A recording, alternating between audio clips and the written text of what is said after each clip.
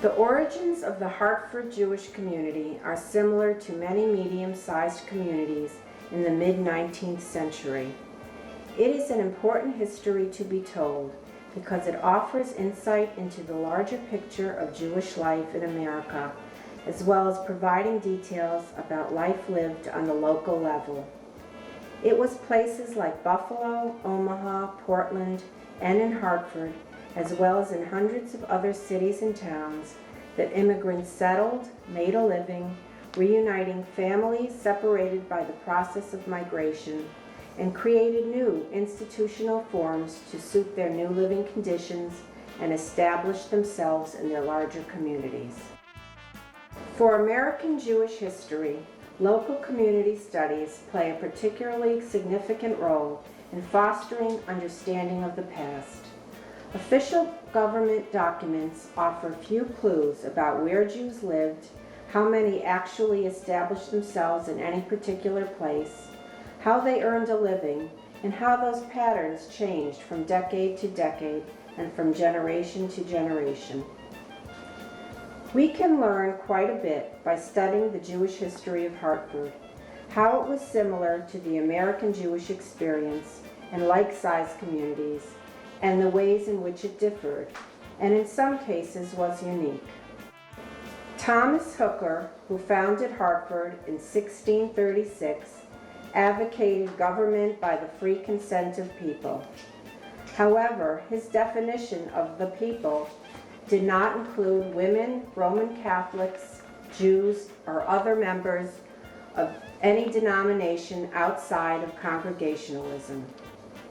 The citizens' right to vote was restricted to white Anglo-Saxon property owners who were dues-paying members of the Congregational Church. The earliest recorded mention of a Jew in Hartford occurs in 1659, when court records mention David the Jew, who was a dealer in horses. Imagine what it might have been like to be a lonely itinerant peddler with a pack on his back, selling wares from one community to another in Connecticut, a community that embraced Hebrew but didn't want Jews.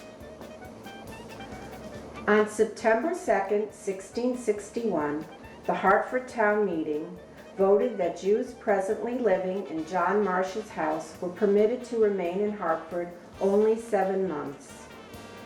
We do not know how many Jews lived in this house. According to the land distribution records, John Marsh was one of the original congregational proprietors of Hartford.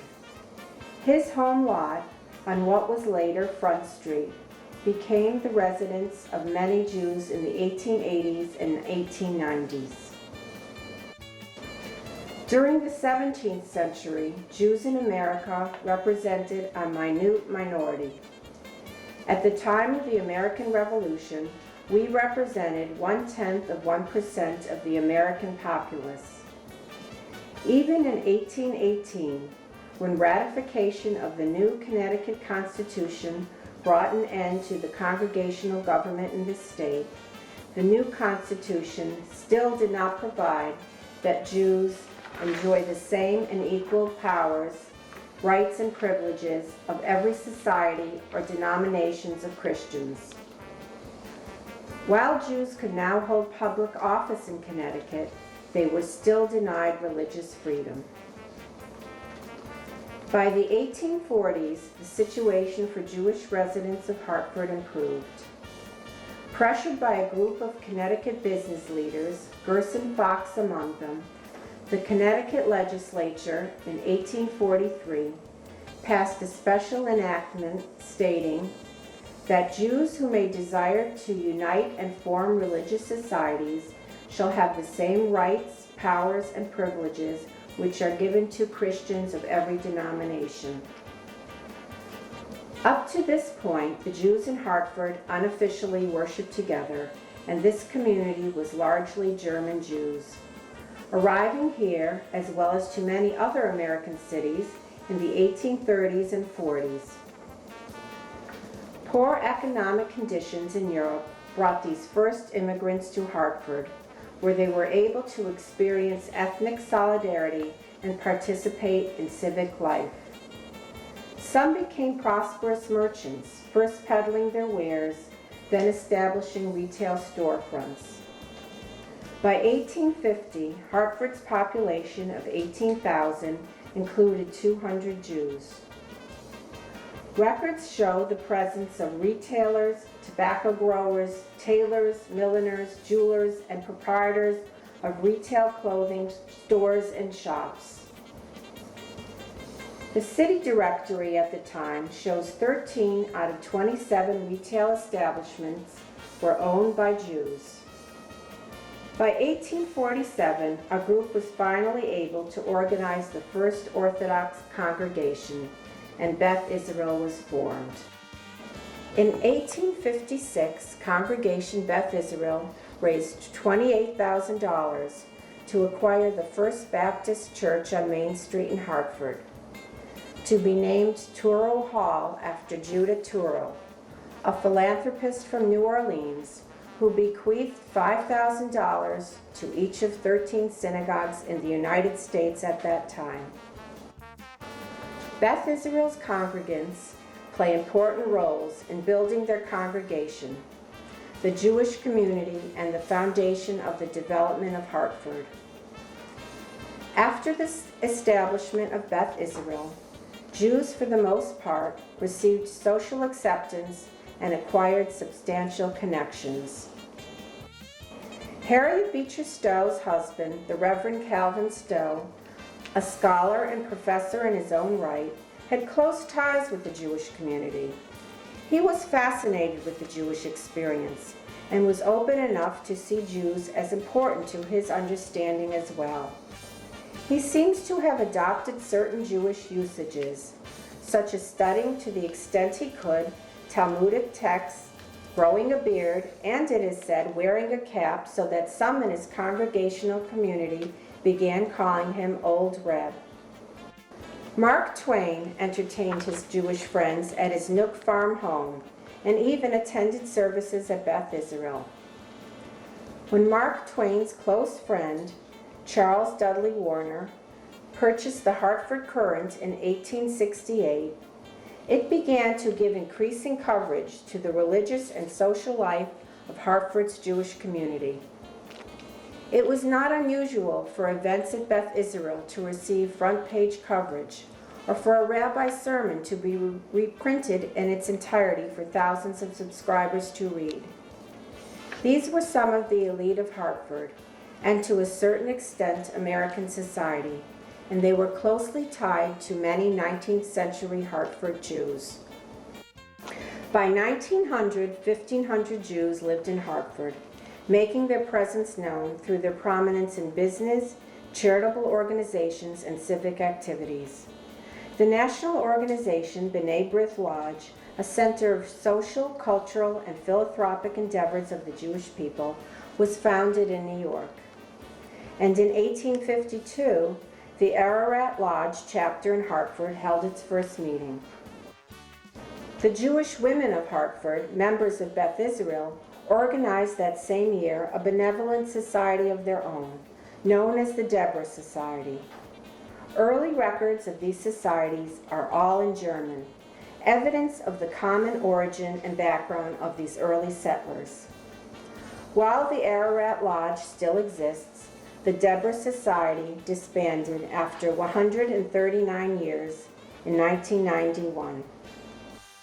Religious persecution in Eastern European countries in the late 1800s had a profound effect on Hartford as well as cities across America. Thousands of Jews fled Lithuania, Poland, Russia, and other countries, seeking haven in the United States. By 1920, Hartford's Jewish population had risen to 18,000, and East European Jews outnumbered Jews of German origin. They transformed neighborhoods and permanently altered the composition of Jewish life. Yiddish was now heard more often than German. These new settlers established religious, social, and charitable organizations composed of people from their own European communities. This progression exemplified the national pattern. Within a short time, over 30 new organizations in Hartford were founded to engage in charitable and mutual aid endeavors. The establishment of at least 13 and possibly more synagogues in Hartford between 1884 through 1919 represents the variety of different countries these immigrants came from. In 1865, after years of conflicting factions within the congregation, Beth Israel became reformed, rededicated by the renowned Rabbi Isaac Wise. Many of the early congregations in the United States joined in the Reform movement in an effort to become more Americanized and assimilated. For example, introducing organ music, mixed seating, English service, and eliminating a prayer shawl and kippot. A new breakaway congregation formed, Ados Israel, that wanted to keep the Orthodox tradition, but faltered by the late 1870s. But in 1884, a new Ados Israel is formed, this one by East European immigrants. A magnificent synagogue was built in 1898 on the east side of Hartford, Market Street. Another East European group from Romania and Poland founded the Orthodox congregation of Agudas Achim in 1887. They started out on Market Street but soon built a synagogue on Greenfield Street. Hartford's first conservative synagogue, Emmanuel, was organized in 1919 as B'nai Israel, but changed its name when it moved to a location on Main Street. They started a campaign, unusual in its day, to promote their Jewish modern synagogue, and it grew so rapidly that in 1927 they built the largest synagogue at the time, also on Greenfield Street. It had a seating capacity of 1,000. The sequence of locations of these synagogues typifies the history of Jewish immigrant groups in the late 19th century. Initially, they lived downtown in the East Side, where rents were cheap. Then, after World War I, when finances permitted, they moved to the North End, and after World War II, moved to the suburbs. 47 separate Jewish cemeteries and early burial societies in Hartford today also illustrated the need and desire of people from the same region to bond together and to maintain their Jewish traditions. These new settlers also brought new skills. Furriers, cabinet makers, and retailers established thriving businesses, adding to the richness and diversity of Hartford's larger community. The Jewish immigrants steadily improved their economic situation. Businesses moved from pushcarts to large factories and stores. Residents moved from tenement apartments to suburban homes. As they did, they began to dedicate their philanthropic efforts towards the entire Jewish community instead of their own religious groups. In the early part of the 20th century, at least 30 separate charitable organizations combined their activities under the United Jewish Charities, today known as the Jewish Federation of Greater Hartford. Ararat Lodge, which at one time excluded Jews of Eastern European origins, removed all restrictions to their members. The Young Men and Women's Hebrew Associations welcomed all Jews, regardless of their country of origin, as did the Hebrew Home of the Aged, the Hebrew Women's Home for Children, and the National Council of Jewish Women. These are only a few of the many organizations which attest to the increased cooperation among members of the Jewish community. The progression of a synagogue-based community to a larger unified Jewish community, and the move from Orthodoxy to Reform and Conservative in the Hartford area shadowed what was happening all over America in the early to mid-1900s. But there were elements that were unique to the Hartford Jewish community. The first precedent that Hartford set was that in the time period between the 1920s to the 1970s, 3 rabbis, Abraham Feldman of Reform Beth Israel, Morris Silverman of Conservative Emmanuel, and Abraham of Rupnik of Orthodox Agudas Achim all served their congregations for almost 4 decades, as well as achieving national prominence within their movement.